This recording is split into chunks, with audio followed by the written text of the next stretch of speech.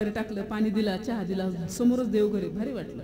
सहज देवघरात डुकून पाहिलं, श्री गुरु दत्तात्रया, बाळूमामा, तुळजापूरची आई, परडी, बाकी सगळे देव.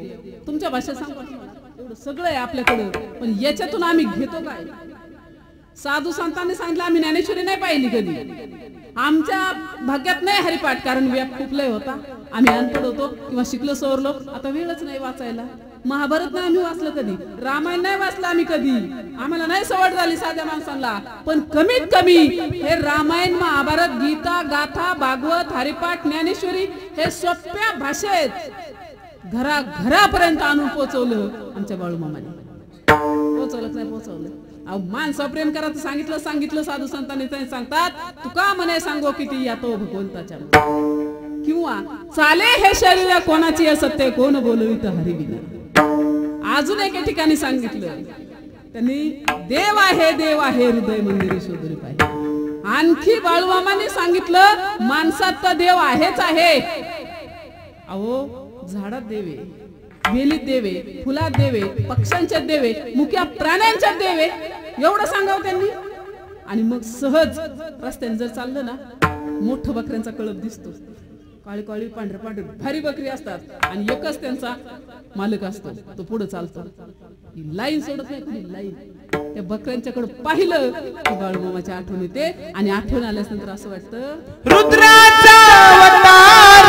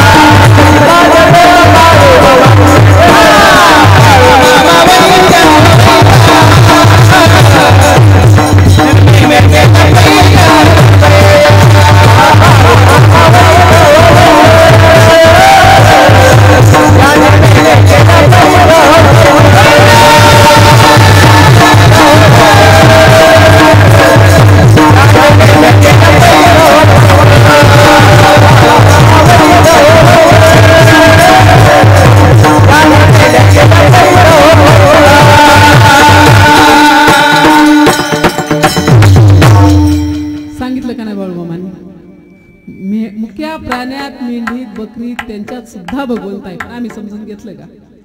अजून सांगू सोप्या भाषेत, तुमच्या पटकन लक्षात येईल. ऐका, मला सांगा, बाळूमामाचे सद्गुरू कोण होते? केलते का सद्गुरू केलते का मामांनी? कोण होते? मुळे मामा.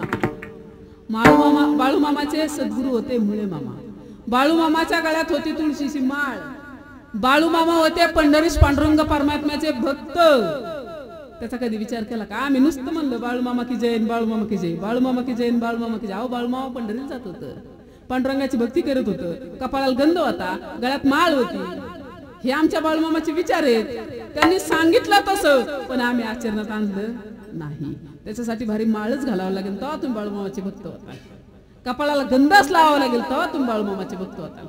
बरं, हे बी सांगितलं त्यांनी त्यांना सांगायचं तात्पर्य पंढरीचा पांडुरंग परमात्मा हे श्रेष्ठ आहे. मामाला काय सांगायचं दुसरं ते सांगायचंय. तोच देव विटेवर उभा कटेवर हात ठेवून तो सगळ्यात श्रेष्ठ आहे. सर्व देवांचा देव तो हा पंढरीराव ते सांगितलं त्यांनी. अजून नाथ बाबा बी सांगतात पा नाथ बाबा सुद्धा सांगतात. महिला मंडळी आपल्याला सवय मंगळवार आला की अंबाबाई, शुक्रवार आला की सरस्वती. थोडा दिवस झालं चाललं तुळजापूरला, थोडा दिवस झालं चाललं कोल्हापूरला, काळूबाईला. सगळीकडे जाता का नाही जाता तुम्ही? काळूबाई तीच पार्वती आहे, पार्वती तीच जगदंबा आहे, जगदंबा तीच कोल्हापूरची आई आहे, तीच तुमच्या देवघरात आहे. आणि तीच कोल्हापूरची आई, तीच अंबाबाई, तीच काळूबाई. आमचे नाथबाबा सांगतात आषाढी कार्तिकी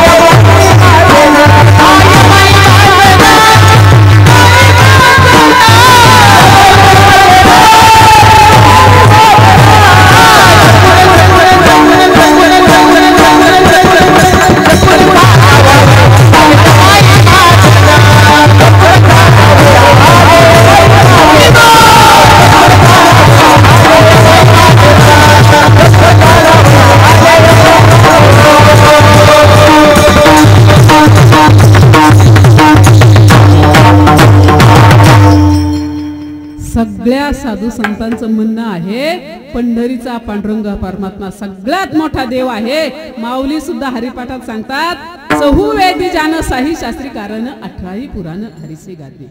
4 वेद 6 शास्त्रे 18 पुराणे पंढरीश पांडुरंग परमात्म्याचं महत्व सांगतात. मग त्या देवाला काय आवडतं कधी पाहिलं पाहिजे का नाही पाहिजे?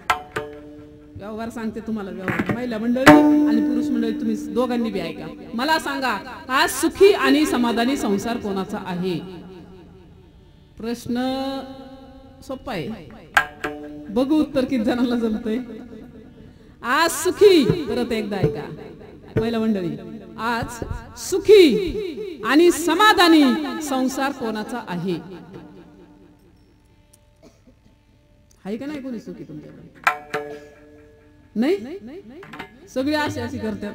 नाही नाही नाही, काय प्रॉब्लेम आहे तुम्हाला?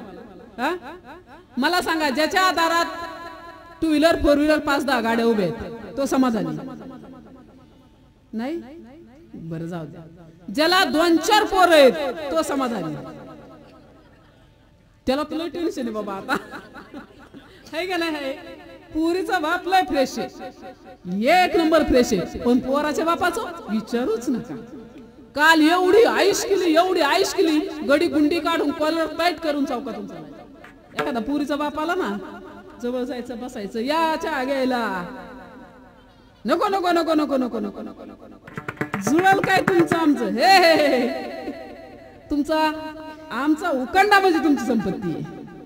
अजिबात खिटून घेत नव्हतं, अजिबात विचारत नव्हतं. पुरीच्या बापाला वाटायचं चांगली एखादी जागा बघावी, सुरीच बघावी, लेकराचं कन्यादान होईल आणि कल्याण होईल आयुष्याचं. पण ती काय ऍडजस्ट करत नव्हतं नाहीच. आणि आज काही करा बाबा, पण तेवढं ऍडजस्ट करा, कसं बी करा तेवढं ऍडजस्ट करा. आज काय अवस्था आहे. आणि वर आटी बी पुरीची आईची काय नको, पण 10-15 एकर बागायती जमीन पाहिजे. 2 एकर एकदम कमी आहे.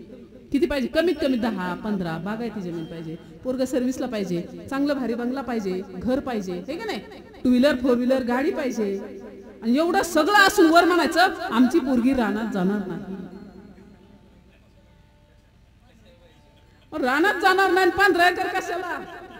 एक जण आमच्या तिथं पाहुणे आले, 4 दिवस झाले, 4च पाहुणे आले संत